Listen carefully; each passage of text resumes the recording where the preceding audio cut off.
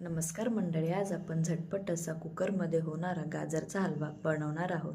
त्यासाठी मी इथं 2 कप गाजर बारीक खिसून घेतला आहे. फोडणीसाठी कुकरमध्ये 2 चमचे तूप गरम करून त्यामध्ये किसलेले गाजर घालून घेऊयात व कलर चेंज होईपर्यंत आपण गाजर व्यवस्थित असे मिक्स करून घेऊयात.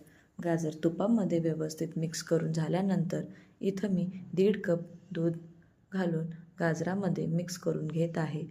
व्यवस्थित असे मिक्स झाल्यानंतर कुकरला झाकण लावून हाय फ्लेमवर 1 शिट्टी काढून घेऊयात. त्या बघू शकता गाजर आपले व्यवस्थित मऊ झाले आहे व व्यवस्थितरित्या शिजले गेले आहे.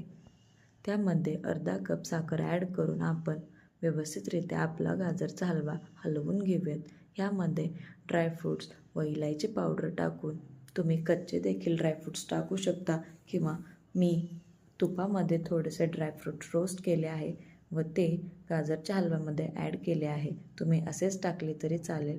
यामध्ये इलायची पावडर टाकूया. अर्धा चमचा इलायची पावडर टाकून हलवा व्यवस्थित असा हलवा हलवून घेऊया. अशा पद्धतीने रवाळ व दाणेदार गाजरचा हलवा तयार झाला. व्हिडिओ आवडल्यास लाईक करा, शेअर करा आणि चॅनलला सबस्क्राईब करा.